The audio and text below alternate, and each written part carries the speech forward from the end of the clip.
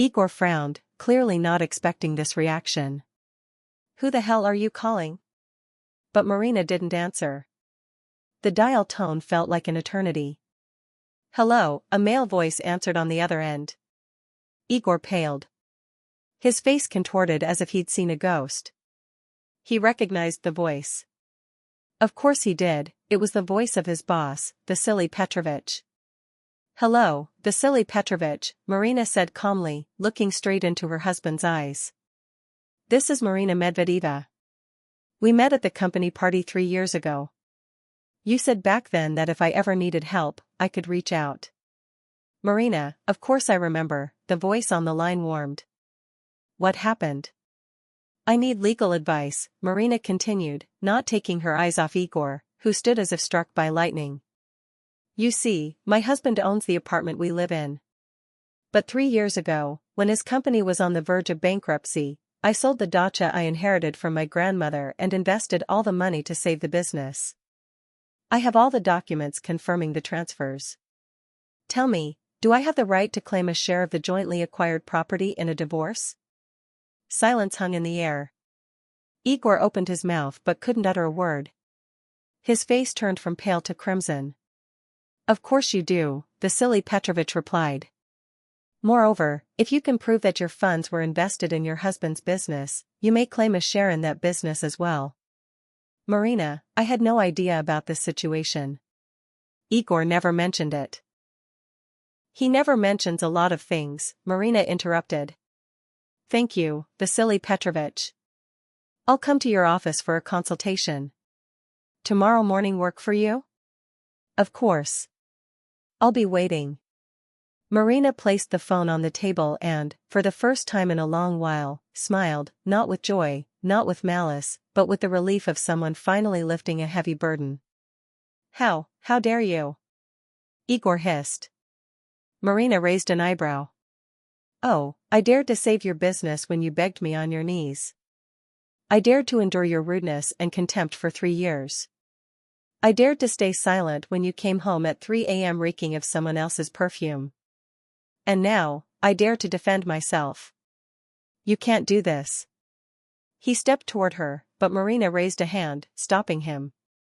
"I can, and I will. But you know what's most interesting?" She picked up the phone and showed him the screen. "I recorded our conversation. Your threats to kick me out of the apartment. That's called psychological pressure and blackmail.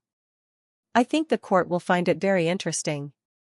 Igor collapsed onto the couch, burying his face in his hands. Marina looked at him, at this man she once loved, whom she married at 23, believing in a fairy tale. But the fairy tale had ended long ago. It had turned into a prolonged nightmare. "Why did you stay silent all this time?" Igor asked dully. She walked back to the window, watching the falling snow. "And you know what I realized today? That I don't have to be a shadow. I don't have to endure and stay silent. I don't have to sacrifice myself for someone who doesn't even see the sacrifice. Because I'm alive, and I want to feel alive again. I'm sorry. I'm so sorry," Igor barely whispered. "I'm sorry too," Marina nodded. "Sorry for the wasted years. But not sorry that I finally found the strength to say, enough." She picked up the bag by the door. Apparently, she had been ready for this conversation long before she realized it herself. "I'm leaving. I'll stay with my sister.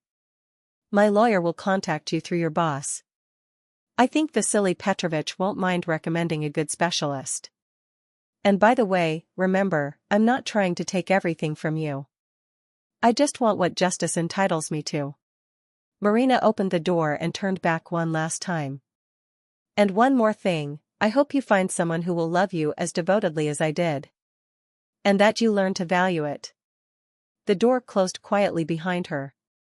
Marina descended the stairs, feeling her breathing grow easier with every step. Outside, snow was falling, and she tilted her face to the cold flakes, allowing herself a genuine smile for the first time in 3 years. She took out her phone and called her sister. "Lena, it's me. Can I stay with you for a few days?" "Marina, what happened?" her sister asked, worry in her voice. I left, Lena. I finally left. Remember how you always said I deserved better? My smart girl. Of course, come. I'm so proud of you. Her sister had always believed in her, even when Marina herself had stopped. On the way to the metro, she stopped at a small cafe she had never noticed before. She went inside, ordered a cappuccino with cinnamon. Igor used to call it a waste of money. She sat by the window and watched the snowfall. The coffee tasted exquisite, or perhaps she was simply allowing herself to savor the moment for the first time in years.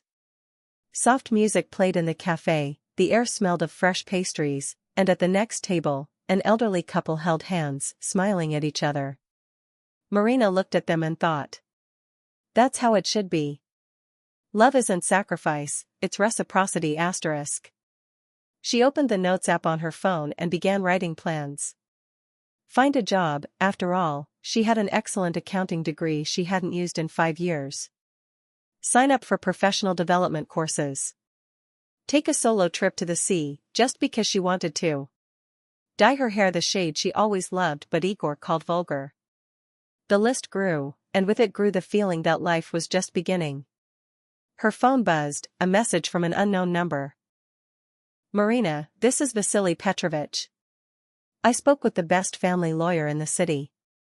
She's ready to take your case. Also, a chief accountant position just opened at our company. If you're interested, I'd be glad to have you on the team. And Igor is no longer my deputy. After our conversation, I reconsidered a lot of things. Marina read the message twice. So justice does exist after all. She finished her coffee, left the waitress generous tips, and stepped outside. Ahead lay uncertainty, legal battles, a new life, perhaps loneliness. But it was her uncertainty, her life, and her freedom.